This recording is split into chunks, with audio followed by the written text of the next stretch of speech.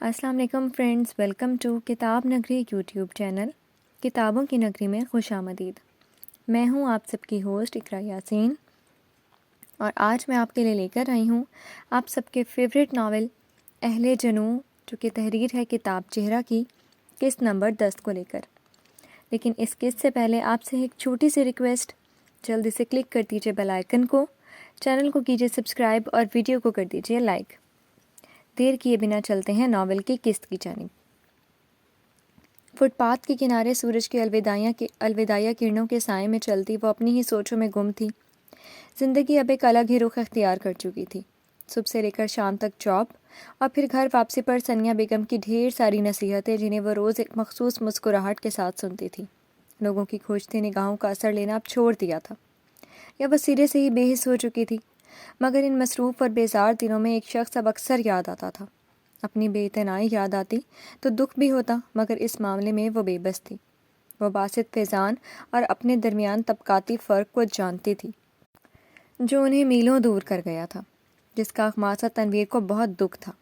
باسط کے جذبات نے اس سے اس کا واحد مخلص دوست چھین لیا تھا، وہ دوست جو اس کے مشکل وقت میں ساتھ کھڑا تھا۔ جب سب ساتھ چھوڑ گئے تھے، کیا تھا اگر وہ دوست بن کر ہی رہتا ہمیشہ؟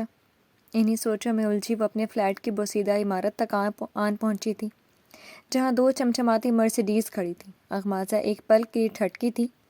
دل و دماغ میں بس ثانیہ بیگم کا خیال آیا، اور اگلے ہی لمحے بھاگتی ہوئی سیڑھیوں کی جانب بڑھی تھی، جہاں فلیٹ کے لڑکے کھڑے معنی خیز نگاہوں سے اسے دیکھ رہے تھے۔ انہیں نظر انداز کرتی اپنی منزل کی جانب بڑھ گئی۔ وہ ابھی نگاہوں کی عادی ہو چکی تھی۔ تیز قدموں سے فاصلہ عبور کرتے دوسری منزل پر آئی تھی، اور اپنے خدشے کو صحیح ثابت ہوتا دیکھ کر دل ایک لمحے کے لیے کانپا تھا، کیونکہ اس کے گھر کا خستہ حال دروازہ آدھے سے زیادہ واں تھا۔ یا اللہ مدد کرنا، اب مزید ذلت نہیں سہ پاؤں گی۔ نم آنکھیں لیے اپنے رب سے دعا کرتی دروازہ پورا واں کر گئی تھی، مگر اگلے لمحے اسے 400 وولٹ کا جھٹکا لگا تھا، کیونکہ سامنے ہی اس کے لکڑی کے 4 سیٹر صوفوں پر باسط اپنے باروب والدین کے ساتھ بیٹھا تھا، جنہیں پاس ہی کھڑی ثانیہ بیگم پانی کا گلاس پکڑے پانی کی پیشکش کر رہی تھی۔ سب سے پہلے باسط کی ہی اس پر نگاہ پڑی تھی۔ لے اغمازہ بھی آ گئی۔ باسط نے بےتاب نگاہوں سے اسے دیکھتے والہانہ انداز میں سب کو اس کی جانب متوجہ کروایا۔ سیاہ سادہ سا کاٹن کے لباس میں ملبوس اغمازہ ایک پل کے لیے سٹ پٹائی تھی، اور اپنے سر پر جمع دوپٹہ ٹھیک کیا تھا۔ اقمی اتنی دیر کر دی آج؟ آؤ بیٹا۔ گلاس میز پر رکھ کر ثانیہ بیگم اس کی جانب بڑھی تھی۔ امی یہ لوگ؟ اغمازہ نے پریشان نگاہوں سے ماں کو دیکھا، مگر وہ آہستہ سے اس کا ہاتھ دباتی خاموش کروا گئی۔ آج تھوڑی دیر ہو گئی، ورنہ 4 بجے تک آ جاتی ہے۔ اغمازہ کو صوفے تک لاتی اسما بیگم سے مخاطب ہوئیں، جو ناقدانہ نگاہوں سے سر سے پیر تک اسے دیکھ رہی تھی، نہیں بلکہ گھور رہی تھی۔ ان کا انداز اغمازہ کو کافی عجیب سا لگا تھا، مگر وہ سلام کرتی خاموشی سے بیٹھ گئی۔ کوئی بات نہیں، اب یہ آ گئی ہے تو ہم ٹو دی پوائنٹ بات کرتے ہیں۔ اسما بیگم کے بات پر اغمازہ نے چونک کر باسط کو دیکھا، جو پرشوق نگاہوں سے اسے دیکھ رہا تھا۔ وہ فوراً نگاہیں جھکا گئی۔ اسے کہاں امید تھی اس سب کی؟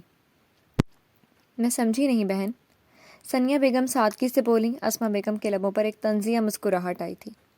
آپ کی بیٹی نے میرے بیٹے کو کسی کام کا نہیں چھوڑا، نہ جانے کون سا منتر پھونکا ہے، بس ہم بھی اسی سلسلے میں یہاں تک آن پہنچے ہیں۔ بیٹے کو گھورتے گھر کے در و دیوار دیکھے تھے۔ باسط سختی سے اپنے لب بھینچ گیا۔ یہ تو بس وہی جانتا تھا کہ اپنے ماں باپ کو یہاں تک لانے میں اس نے کتنی شرائط مانی تھی، کتنا مشکل مرحلہ تھا اس لڑکی کو حاصل کرنے کا۔ ان کا مطلب ہے جب ہمارے بیٹے کو آپ کی بیٹی پسند آ گئی ہے تو ہمیں تو یہاں آنا ہی تھا نا؟ فیضان صاحب نے بیوی کو تنبیہی نگاہوں سے دیکھتے بات سنبھالی۔ اگر آپ کو اور آپ کی بیٹی کو کوئی اعتراض نہ ہو تو ہم ابھی منگنی کی انگوٹھی پہنانا چاہتے ہیں۔ بیٹے کے سخت تاثرات دیکھتے وہ مزید بولے تھے، جبکہ وہ دونوں ماں بیٹی بے طرح چونکی تھی۔ اس قدر اچانک آمد اور پھر منگنی؟ اغمازہ گمسم سی میز کی سطح کو گھور رہی تھی۔ آخر یہ کیا کہہ رہے تھے وہ لوگ؟ کیا اس کے ساتھ ہونے والے واقعے سے لاعلم رکھا تھا باسط نے انہیں؟ ارے بھائی انہیں کیا اعتراض ہوگا؟ اسما بیگم کی تمسخرانہ لہجے پر اغمازہ نے سر اٹھا کر ماں کو دیکھا۔ اس وقت وہ ان کی کیفیت بہت اچھی طرح سمجھ سکتی تھی۔ بھائی میرا مطلب ہے جب لڑکا لڑکی ایک دوسرے کو پسند کر ہی چکے ہیں تو اب کیا اعتراض ہونا ہے؟ لبوں پر مکروہ مسکراہٹ سجائے اپنے قیمتی بیگ سے نفیس سا انگوٹھی کا باکس نکالا تھا۔ مگر بہن یہ سب کیسے؟ ہمیں کچھ… ثانیہ بیگم کچھ ہچکچاہٹ کا شکار ہوئی تھی، آخر بیٹی کی ماں تھی۔ اور اسما بیگم کی باتیں اور انداز انہیں کھٹک رہا تھا۔ وہ تو بس باسط کو اخماسا کا دوست سمجھتی تھی۔ بہن، ایسے کام جتنی جلدی ہوں اتنا ہی بہتر ہوتا ہے۔ فیضان صاحب بھی ان کی ہچکچاہٹ سمجھ گئے تھے، اس لیے بیوی سے پہلے خود ہی بول پڑے۔ آخر کچھ بھی تھا، ان کے بیٹے کی خوشی کا معاملہ تھا۔ آنٹی آپ پلیز، ہم یہاں آپ کی رضامندی کے لیے ہی آئے ہیں۔ باسط مزید چپ نہ رہ سکا تھا۔ اسما بیگم ناگواری سے محض پہلو بدل کر رہ گئی۔ آپ سب یہاں آئے خاص طور پر میری بیٹی کے لیے، اس کی میں بہت شکر گزار ہوں، مگر آپ ہماری حیثیت جانتے ہیں، یہ رشتہ کیسے ممکن ہو سکتا ہے؟ انہوں نے اپنے دل میں اٹھتا خدشہ سامنے رکھا تھا۔ اسما بیگم نے دانت پر دانت چماتے دونوں ماں بیٹی کو دیکھا جو اپنی معصومیت کے جال میں ان کو پھنسا چکی تھیں۔ ایسی کوئی بات نہیں آنٹی، یہ کوئی ایشو تو نہیں، میں اخماسا کو پسند کرتا ہوں، کیا یہ بات کافی نہیں ہے آپ کے لیے؟ بے چینی سے اٹھتا ان کے نزدیک آ کھڑا ہوا، جیسے بس آج ہر حال میں اخماسا کو اپنے نام کروانا تھا۔ اس ساری صورتحال میں خود عجیب سا محسوس کرتی اخماسا اٹھنے کے لیے پر تول رہی تھی۔ اسما بیگم کی نگاہیں اسے سخت بے چین کر رہی تھیں۔ ثانیہ بیگم شش و پنج میں مبتلا اس خوبرو شخص کو دیکھ رہی تھی جو آنکھوں میں التجا لیے کھڑا تھا، جس کے پاس نہ دولت کی کمی تھی اور نہ ہی کسی اور آسائش کی، مگر پھر بھی وہ اس گھر تک خود چل کر آیا تھا اس کی ان بیٹی کا ہاتھ مانگنے۔ گزرے دنوں کے مناظر ان کی آنکھوں کے سامنے آ گئے تھے کہ کس طرح وہ ان دونوں کا سہارا بنا تھا، اور پھر لبوں پر ایک آسودہ سی مسکراہٹ آ گئی۔ نہ جانے کون سے نیک عمل کیے ہوں گے ہم نے، جن کے بدلے اللہ نے تم جیسا بیٹا دے دیا۔ پیار بھری نظروں سے دیکھتے اس کا کندھا تھپکا۔ باسط کے لبوں پر بھی جاندار مسکراہٹ دوڑ گئی تھی۔ ماما، اب بغیر کسی تاخیر کے یہ نیک کام سر انجام دے دیں۔ باسط کے پرجوش انداز پر انہوں نے بے دلی سے باکس سے انگوٹھی نکالی تھی۔ ہاتھ آگے کرو بیٹا۔ ان کے کہنے پر ثانیہ بیگم نے اس کی گود میں رکھا ہاتھ خود ہی آگے کیا تھا۔ اس نے بس ایک نگاہ اٹھا کر باسط کو دیکھا تھا، جو آنکھوں میں محبت کا جہاں لیے اسے دیکھ رہا تھا۔ وہ واپس نگاہیں جھکا گئی۔ کیا اتنا آسان تھا سب کچھ؟ کیا بات ہے علیشہ، تم مجھے کافی ویک لگ رہی ہو۔ سارا نے اس کی آنکھوں کے گرد گہرے حلقوں اور زرد پڑتی رنگت کا بغور جائزہ لیا تھا، جیسے وہ کئی راتوں سے سوئی نہ ہو۔ علیشہ کے لبوں پر ایک زہر خند مسکراہٹ ابھری تھی۔ شکر ہے تم نے نوٹس تو کیا۔ اس کے طنز پر وہ قدرے چونکی تھی۔ کیا مطلب؟ ایسا کیوں کہہ رہی ہو؟ ایک تم ہی تو دوست ہو میری، تمہاری پرواہ مجھے نہیں ہوگی تو کسے ہوگی؟ پیار سے اس کا گداز ہاتھ تھام لیا۔ آج وہ کافی دن بعد سارا کے گھر آئی تھی۔ امتحانات کے سلسلے میں وہ اسے کافی دن سے وقت نہیں دے پا رہی تھی، اسی لیے دل کے ہاتھوں مجبور علیشہ خود ہی چلی آئی تھی۔ علیشہ نے اس کے تاثرات کو جانچا جہاں صرف اس کے لیے خلوص موجود تھا۔ کیا واقعی تمہیں میری پرواہ ہے؟ تو کوئی شک ہے اس میں؟ جواباً سارا نے اسے گھورا تھا۔ کیا کر سکتی ہو میری خوشی کے لیے؟ کیا میرا ساتھ دو گی میری خوشی پانے کے لیے؟ اس کا لہجہ کچھ عجیب سا ہو گیا تھا۔ سارا نے ناسمجھی سے اسے دیکھا، جیسے اس کی بات کا مطلب نہ سمجھ سکی ہو۔ بولو سارا، کیا میرے دل کے درد کو کم کرنے میں میری مدد کرو گی؟ یک اس کی سارا کے ہاتھوں پر گرفت مضبوط ہوئی تھی، اور آنکھوں میں جمع ہوتی نمی نے سارا سبطین کو ٹھٹکا دیا تھا۔ کیسا درد؟ کیسی خوشی؟ یہ کیسی باتیں کر رہی ہو علیشہ؟ اس بے خبری اور معصومیت پر علیشہ کا دل چاہا یا تو خود کو ختم کر لے یا ان دونوں بہن بھائیوں کا دماغ ٹھکانے لگا دے۔ کیا تم بھی اتنی ہی میرے جذبوں سے انجان ہو جتنا تمہارا بھائی؟ یا تم بھی اسی کی طرح ڈھونگ کر رہی ہو سارا؟ بولو۔ وہ بولی نہیں تھی، چینکی تھی، اور سارا گنگ سی کئی لمحے اسے دیکھتی رہ گئی۔ اسے کچھ عرصہ پہلے تک یہی لگتا تھا کہ علیشہ اور اذلان سبطین ایک دوسرے میں دلچسپی رکھتے ہیں، مگر اپنے بھائی کے لیے دیے انداز نے اس کے خیالات کی تردید کر دی تھی۔ مگر آج اپنی دوست کے منہ سے محبت کا انکشاف اور اپنے بھائی کی علیشہ کی جانب سے بے رخی نے اسے چپ ہی تو کر دیا تھا۔ بتاؤ وہ کیوں کر رہے ہیں میرے ساتھ ایسا؟ کیوں مجھے نظر انداز کر رہے ہیں؟ پلیز مجھے بتاؤ، میری مدد کرو، میں مر رہی ہوں ان کی بے رخی سے۔ سسکتے اس کے کندھے سے سر ٹکا گئی۔ سارا سوچو کہ بھنور سے نکلتی اس کی جانب متوجہ ہوئی اور اپنے ساتھ لگا لیا۔ ابھی اپنے ذہن میں اس کی تسلی کے لیے الفاظ تلاش ہی کر رہی تھی جب دروازہ نوک کر کے اذلان اس کے کمرے میں داخل ہوا تھا۔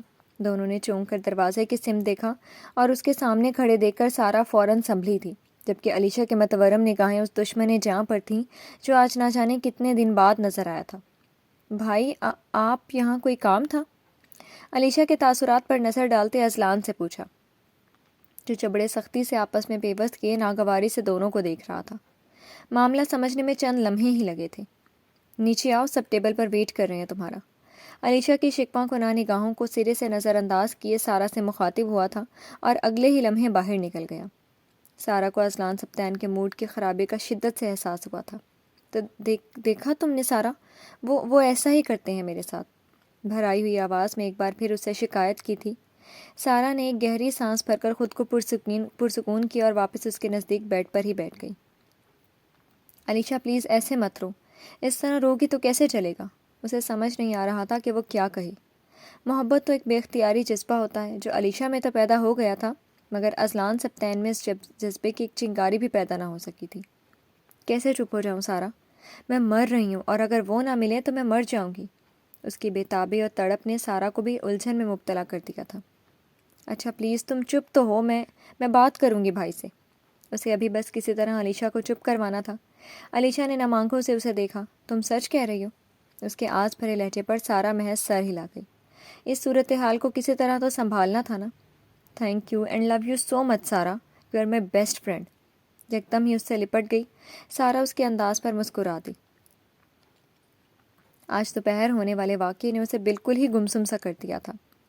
سب اتنا اچانک ہوا تھا کہ وہ اب تک سمجھ ہی نہ سکی تھی کہ اس کے ساتھ ہو کیا گیا ہے۔ باسط کے جذبات کا تو اسے علم تھا، مگر یہ نہیں جانتی تھی کہ وہ اپنے جذبات میں اتنا کھرا نکلے گا، وہ بھی اس لڑکی کے لیے جو دنیا کے سامنے مشکوک ہو گئی تھی، جو ایک رات لاک اپ میں رہ کر آئی تھی، جس کی غربت پر صرف ترس کھایا جا سکتا تھا، اور آج وہ شخص اسے اپنے نام کی انگوٹھی پہنا گیا تھا۔ کیسے ممکن تھا یہ سب؟ وہ کوئی سنڈریلا تو نہیں تھی، نہ ہی یہ کوئی پریوں کی کہانی تھی۔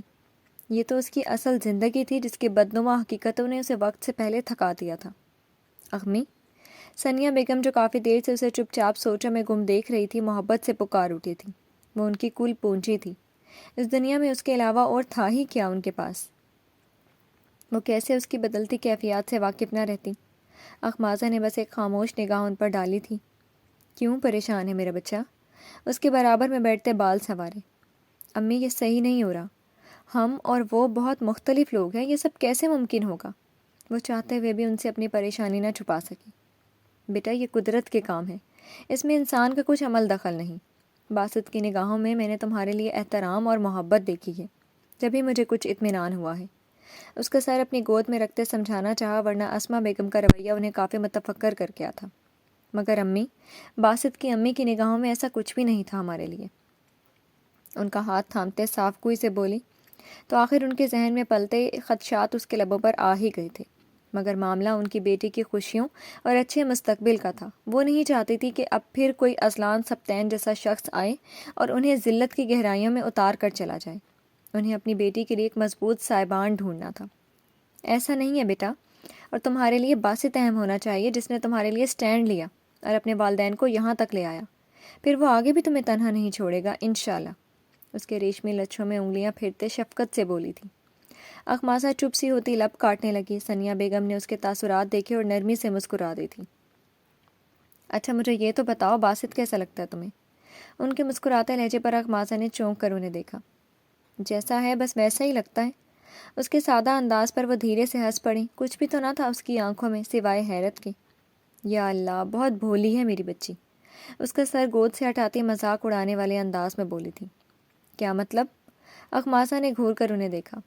لڑکی منگیتر ہے وہ اب تمہارا، جیسا بھی ہے اب اسی کے ساتھ گزارا کرنا ہے۔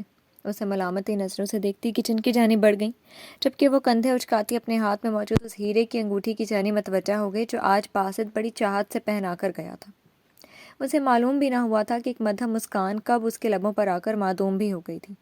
اسی پل اخماسہ کا موبائل بج اٹھا تھا اور اسکرین پر باسط کالنگ جگمگاتا دیکھ کر اس کا دل پہلی بار خوشکن انداز میں دھڑکا تھا۔ ہیلو۔ کال ریسیو کر کے فون کان سے لگایا ہی تھا کہ کانوں سے باسط کی آواز، بےتابانہ آواز ٹکرائی تھی۔ وہ ایک پل کو تو سٹ پٹائی تھی، آخر کو پہلی بار ہی تو سامنا ہوا تھا ایسی صورتحال کا۔ ہیلو، خود پر قابو پاتے مدھم آواز میں بولی تھی۔ کیسی ہو؟ اس کی چاہت سے بھرپور آواز سماعتوں میں اتری تھی۔ اخمازہ؟ اس کی طویل خاموشی پر اس نے پھر پکارا تھا۔ ہاں؟ خفا ہو؟ کس لیے؟ تمہاری بغیر اجازت اتنا بڑا قدم جو اٹھا لیا۔ اس کے لہجے میں کچھ تھا جو اخمازہ کو مزید چپ نہ رکھ سکا۔ تم نے بہت بڑا قدم اٹھایا باسط۔ تمہارے پیرنٹس دنیا کے سامنے ایک مشکوک لڑکی کو کیسے اتنی آسانی سے قبول کر سکتے ہیں؟ اس کی بے یقینی نے اسے بے چین سا کر دیا۔ ایسا نہیں ہے اخمازہ، یہ بات تم بھی جانتی ہو اور میں بھی، کہ وہ سب جھوٹ تھا، دھوکہ تھا۔ تمہیں پھنسانے کی کوشش کی گئی، مگر اس بات کا ثبوت اب تک نہیں ملا۔ پھر تمہارے پیرنٹس کیسے مجھے بے قصور سمجھ سکتے ہیں؟ اس کی بات کاٹتے وہ پھر بول پڑی تھی، تمہیں اس بات سے مسئلہ ہے کہ میں کیوں انہیں منا کر تمہارے گھر لے آیا؟ باسط کا لہجہ بجھ سا گیا تھا، وہ کیوں اپنے دل کی باتیں کرنے کے لیے اس دشمنی جاں کو کال میں لا بیٹھا تھا؟ ایسا نہیں ہے، سر لکڑی کے صوفے کے پشت سے ٹکاتے اخماسہ بس اتنا ہی کہہ سکی۔ پلیز میری فیلنگز کو سمجھو اخماسہ، جو صرف اب تمہارے لیے ہیں۔ تم نہیں جانتی کہ ان گزرے دنوں میں کتنی شدت سے یاد آئی ہو مجھے تم۔ اس کا لہجہ بے قرار سا ہو رہا تھا اور اخماسہ تنویر یقین اور بے یقینی کے درمیان سفر کر رہی تھی۔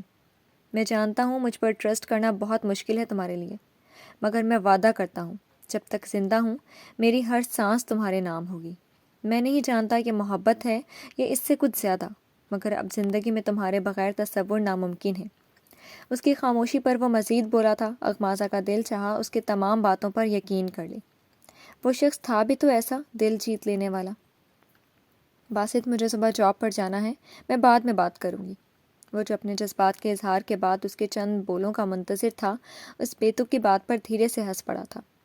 ٹھیک ہے تم سو جاؤ، میں موبائل پر نہیں بلکہ روبرو ہی تم سے ملاقات کروں گا، شریر لہجے میں کہتا کال کاٹ گیا تھا۔ اخماسہ نے موبائل کان سے ہٹا کر گھورا اور مسکراتی ہوئی اٹھ کھڑی ہوئی تھی۔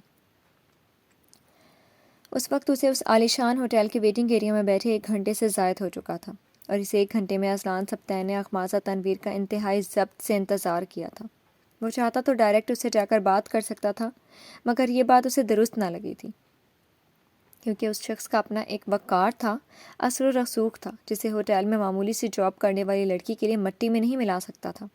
شام کے 5 بج رہے تھے، اخماسہ کی شفٹ ختم ہو چکی تھی۔ ڈریسنگ روم سے اپنی یونیفارم تبدیل کر کے وہ سادہ سے گلابی قمیض شلوار پر بڑی سی سیاہ چادر اوڑھے کاؤنٹر سے بیگ اٹھاتے ہوٹل کے عقبی جانب بڑھ گئی تھی۔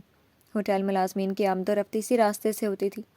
ابھی وہ پارکنگ میں ہی پہنچی تھی کہ اپنے عقب سے آتی ایک بھرپور مردانہ آواز پر اس آواز کو وہ سینکڑوں میں بھی پہچان سکتی تھی۔ اسے اپنی جگہ جمع دیکھ کر اذلان لب بھینچتا خود ہی اس کے سامنے آ رکا تھا۔ مس تنویر، مجھے آپ سے ضروری بات کرنی ہے۔ اس کے زرد پڑتے چہرے اور ماتھے پر چمکتے ننھے ننھے قطروں کا بخوبی جائزہ لیا تھا۔ وہ خود بخود ہی اس جاہو جلال رکھنے والے شخص سے 2 قدم پیچھے ہٹی تھی۔ دل کی دھڑکن خود بخود ہی سست پڑ چکی تھی۔ I want to talk to you۔ اسے پیچھے ہٹتے دیکھ کر ایک بار پھر بولا، مجھے جانے دیں۔ آنسو یکدم ہی اس کے زرد پڑتے گالوں پر لڑکے تھے۔ آج نہ جانے کیوں یہ آصف دوبارہ اس کے سامنے آ کھڑا ہوا تھا۔ کیا ایک دن بھی سکون کا اسے میسر نہیں ہونا تھا؟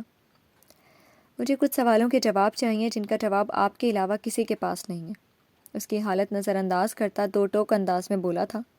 اذلان اس سے آج ساری حقیقت جاننے آیا تھا، اور اس کا ارادہ سب سچ بتانے کا بھی تھا، مگر وہ سر نفی میں ہلاتی الٹے قدموں پیچھے ہٹنے لگی۔ سن رہی ہیں میں کیا کہہ رہا ہوں؟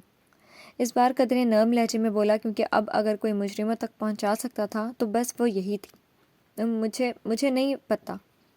آنسوؤں کے ساتھ بس یہی الفاظ ٹوٹ کر نکلے تھے۔ قدموں سے لگ رہا تھا ساری جان نکل چکی ہو۔ میں جانتا ہوں کہ آپ سب جانتی ہیں، اور حقیقت جانے بغیر میں آپ کو یہاں سے جانے نہیں دوں گا۔ سیاہ پینٹ کی جیبوں میں ہاتھ پھنسائے اپنے مخصوص ٹھہرے ہوئے انداز میں بولا تھا۔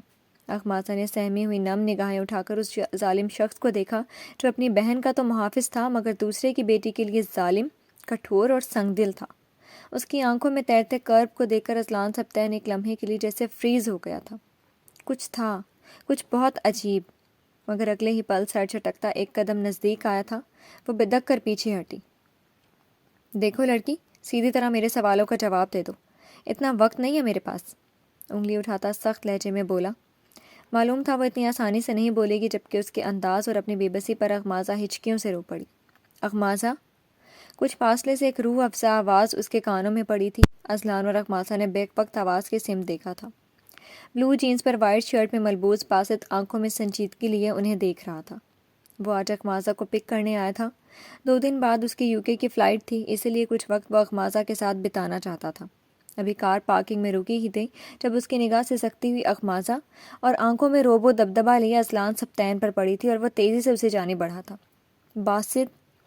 اخماسہ نے سسکی نما پکار کے ساتھ اپنے ہمدرد مسیحا کو پکارا تھا، جس مجھا میں جیسے کسی نے نئی روح پھونک دی ہو۔ اذلان نے تنقیدی نگاہوں سے اسے پھر باسط کو دیکھا۔ یہ سب کیا ہو رہا ہے اذلان بھائی؟